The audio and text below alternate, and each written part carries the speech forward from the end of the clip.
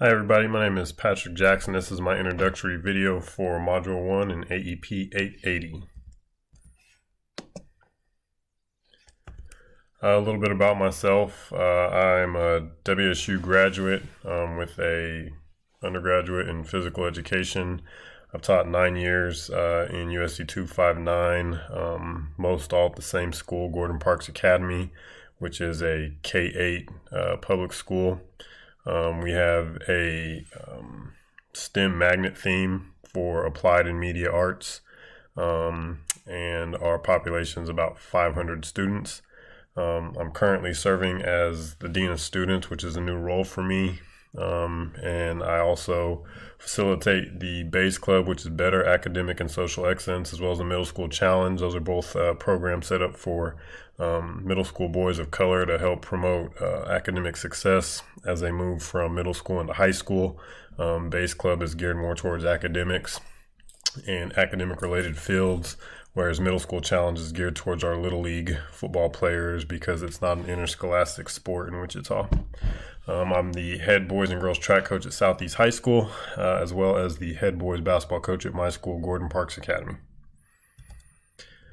I ran track at WSU. Primarily, I was a jumper. High jump was my main event, and it's one of my favorite things to coach and do. I also coach a local track club here in Wichita called the Shocker Track Club, which is a year-round indoor and outdoor program for youth and even post-collegiate athletes. Some of my hobbies include fishing and gardening, as well as cooking and participating in any kind of sports that I can. I really love volleyball and kickball. Some of the leagues we have around here, as well as basketball. I grew up here in Wichita, but I was born in Salt Lake City, Utah. And it's kind of an interesting story, as you'll find out as I go through my presentation. And I have pretty much had relatively minimal contact with extended family throughout my life, kind of because of the process and steps that my parents took going through life. So a little bit about my history and background. My father is African American with a little bit of Native American. It's only 3 generations removed from slavery. He's the youngest of 11 siblings, and his parents were, I'll just say, very old when they had him. And so his father was actually born right at the beginning of the 1900s. And they grew up in Texas, right along the Louisiana border, where their family was chased off of their family land by the KKK and ended up transplanting in Idaho, where he grew up. Their family was Methodist, and my dad's education level was just a high school diploma. Really no family traditions carried over from his side of the family, other than the stories that we hear and are told. But a lot of that has to do with some conflict that came up as a result of him and my mother's interracial relationship, and so that kind of severed ties with his side of the family. My mother on the other side is Irish-German. Parents were both educators. She has 5 other siblings, and they are a Catholic family. She grew up in Sioux City, Iowa, and Sioux Falls, South Dakota, kind of coincidentally. Her father was German. Family was from Germany. And his family helped develop a really large portion of western Iowa near Salix. And a lot of stories we are told about their family is just very Wild West stories. My neighbor stole my cow, so I shot his pig kind of craziness. So a lot of interesting things coming from his side of the family. Her mother was actually from Ireland, full-blood Irish, who moved here at a very young age after having some mishaps with her parents. Her father passed away rather young, and they moved to Maine.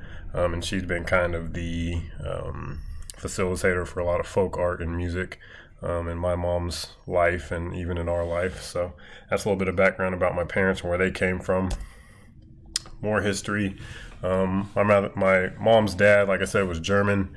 And an interesting story is that his father was known as what's called Dutch Irish. And if you haven't heard that term, it's kind of a way of their family covering up the embarrassment of having Native American heritage. And so instead of saying that they're Native American, they call it Dutch Irish.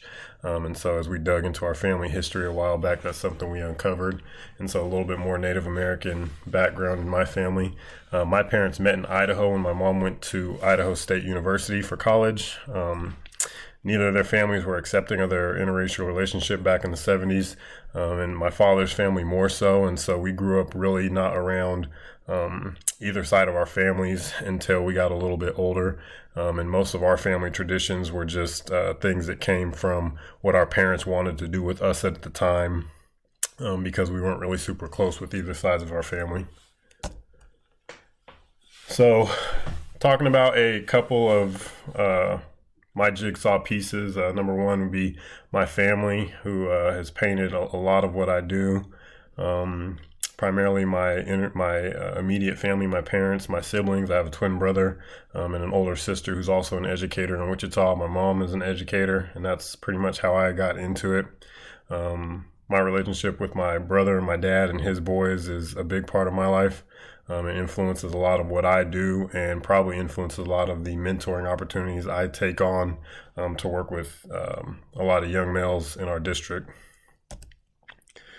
Friendships is always a big part of my puzzle, I would say. The relationships that I've developed growing up, not really having a lot of family, really relied on the friends that I had, and then moving into my professional life, really helping develop my own personal culture and how I interact at school professionally, and then conduct myself. So community, I'm a big believer in Wichita. I absolutely love Wichita. And I'll also just tie in our school district along with that. I'm a big promoter of our district and a big promoter of our communities that we're around. And I feel that that's really shaped how I've gone about my professional life and trying to figure out how to better our community through our school, and not so much trying to get the community to come into our school, but more how we can get our school to go out and do things for our community and become more a part of what they do. And our school is doing a great part with that at this point. My school, like I said, I've been at Gordon Parks Academy for my entire teaching career, and so it is a big piece of who I am. And I've really put a lot of effort and energy and my time into the school, and it's really played a large part in how I view things, with our population being very low socioeconomic, and going through a couple different curricular changes, moving from an IB school to a media arts magnet has really kind of shaped how I've had to do things as a former PE teacher, trying to implement different things into my class that typical PE teachers don't have to do. Students is one of my biggest jigsaw pieces, because a lot of what I do is, and a lot of my philosophy is, how do I make school fun for kids? How do I make kids want to come back every single day? What can I do to help others make kids want to come back every single day and really feel like they're in a safe environment when they show up? And so the different students I've worked with over the years, being able to see them go from kindergartners to high school graduates and take on different parts of life and figure out different aha moments has really been a big part of how I deem myself to be successful or find areas of growth. Not just as a PE teacher and former track athlete, but I use the term wellness as one of my jigsaw puzzles very purposely, because it's not about fitness, but just as being a fully rounded person, well-being, being able to incorporate fun into your life, being balanced in everything that you do. Also, the physical side of it is very important to me. Working out is one of my biggest stress relievers. It's one of my biggest motivators, is being able to give myself time at the end of the day to still go work out. But also being able to incorporate that into other people's lives and really just enjoy who you are for the things that you do and the people that you're around. So wellness is a big piece of my jigsaw puzzle.